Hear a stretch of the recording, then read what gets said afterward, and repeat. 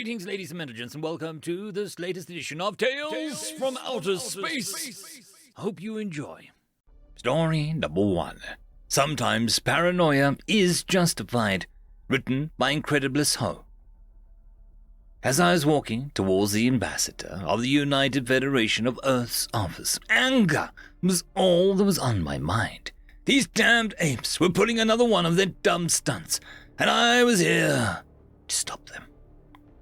Targanius was a star system on the border of both of the UFE's territory and that of the Garhayan hosts.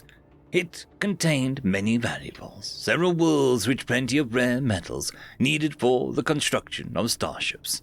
On top of that, Targanius 4 would make for an excellent colony. However, the UFE, in their hubris, had decided to claim the system for themselves. This would not stand.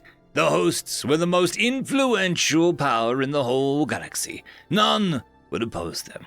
And so there I was, about to either threaten the UFE's ambassador into giving us the system, or declare war outright.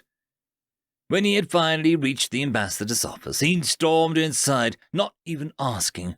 The human ambassador, a man called Felix Smith, sat in his chair, calmly examining a holopad. He looked up. "I didn't know that you were coming. What can I do for you?" A smile appeared on his face. I would have none of it. I looked at the ambassador in the eye. Weak, pathetic humans. I muttered to myself, "Ambassador, it has come to my attention that you have occupied the Targania system, a system that we have claimed," I loudly declared. If my intel was correct, they don't know that we have been mobilizing at their borders. They'll have no chance to say no to our demands, unless, of course, they want to die. The ambassador looked at me. "We claimed it first, as is clearly described in the agreement of the 7 moons signed in 2187, he declared. Wrong! That was what he was.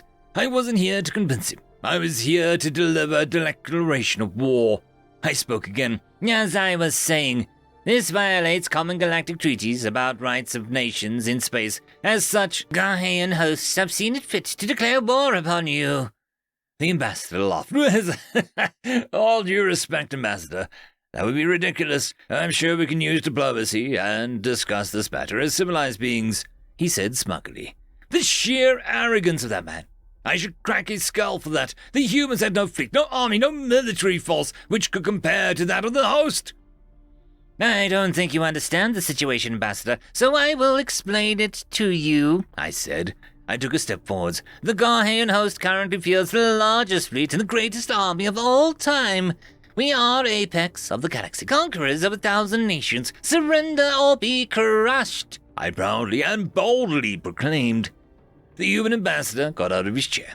"Really now?" he asked. A mischievous smile formed on his face. "I am debating you on the fact that you have the greatest fleet," he said, still smiling. "However, I will ask you this.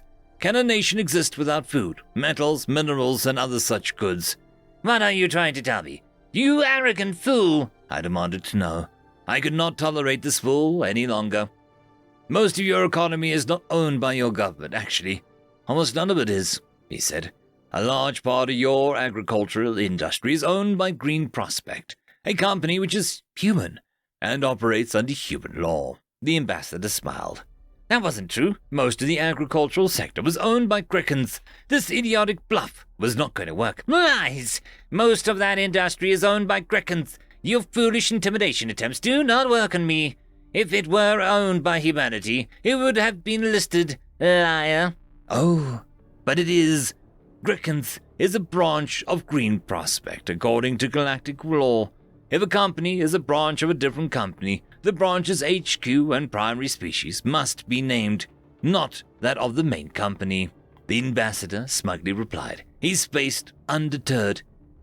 "That is not the spirit of the law, ambassador, and you know it. Why would you do such a thing for anything but trying to sabotage someone's economy?" I furiously replied. "And why would you claim an entire system with anything but the purpose of conquering them, even if that goes against the spirit of the law, ambassador?" The last part was said with a distinct tone, almost mockingly. "That does not explain your outright exploitation of galactic law," I stated. The ambassador was getting on my nerves. They must have known our plans.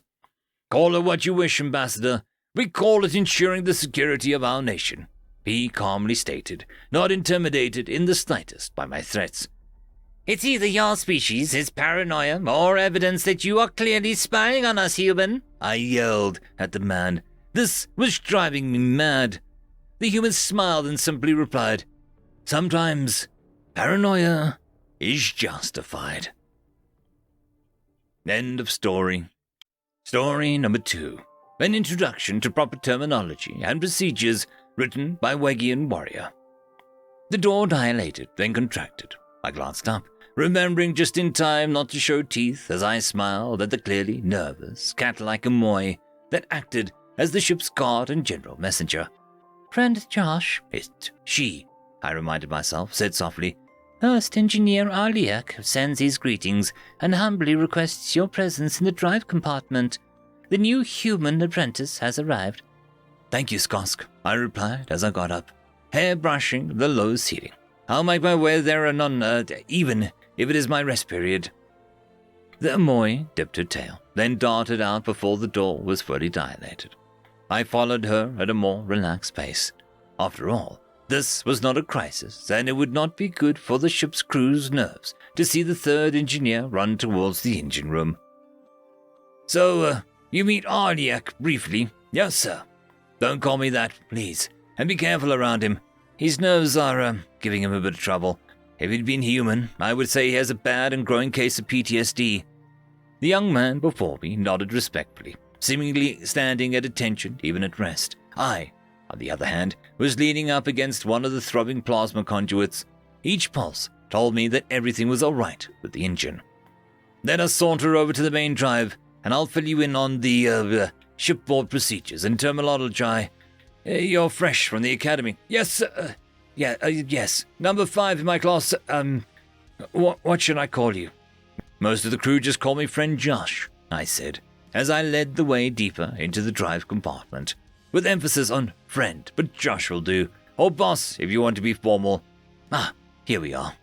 I paused as I let the young fellow take in the majesty of the subspace drive.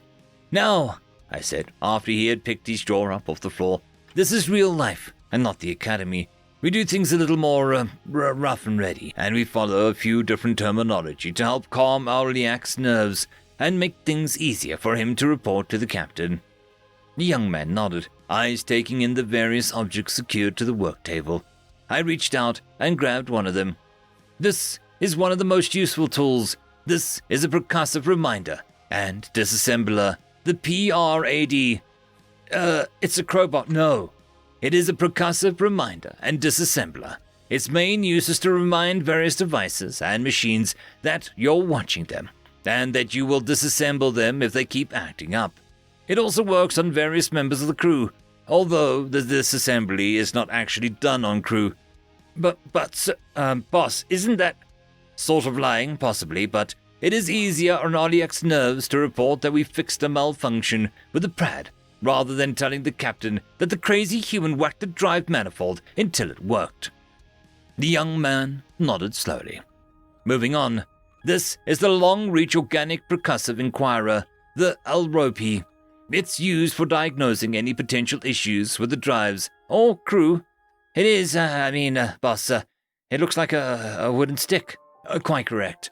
And you poke stuff with it. If you're not sure if something's going to blow up, literally or figuratively. Don't use it on any sheltoids, though. You'll puncture their gas bags, and you'll have to find your own next time when you're planetside.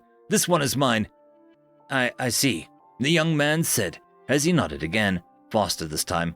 Very well. This is the Large Mass Percussive Condenser. It does not have an acronym, as it deserves the use of the full name every time you need it. Broadly similar, I see, to a standard 10-kilogram lump hammer. Not for use in crew, I presume. Very good. It is, however, my preferred tool for repelling raiders. The trick is where you use it for effect. The young man looked around again, smiling, with teeth, I noticed. The chalk marks? Very good, I beamed. I take you had old Mike, the Xeno engineering and maintenance procedures. I assumed his methods were, unorthodox. There is a reason the Academy keeps him. Now, The red one up there, that is for when the manifold clogs. The green ones back there are for when the injectors play up. The pink ones mark the location of the air filtration system fans, and the blue one in the containment ring for when the containment gets, wobbly. And all the white ones spread across the compartment? My own little secret. Those are for when I think Arliak or anyone from the crew needs to get out of the engine room for a while to calm their nerves. You can whack those spots as hard as you like without any effect on the drives or other systems at all. The young man grinned. So the rest you'll pick up soon enough. What do you think, well, Josh? He said as he sank into a slouch. I think that I need to get the high-voltage encourager out of my bag and start getting acquainted with the computer. I mirrored his grin. Ah, goody! You brought the taser! End of story. I would just quickly like to thank the T5 channel members and patrons. Caspar Arnholtz, Cam Maxwell, Barkey, It's Difficult to Pronounce, Lord Azrakul, and Arcadian.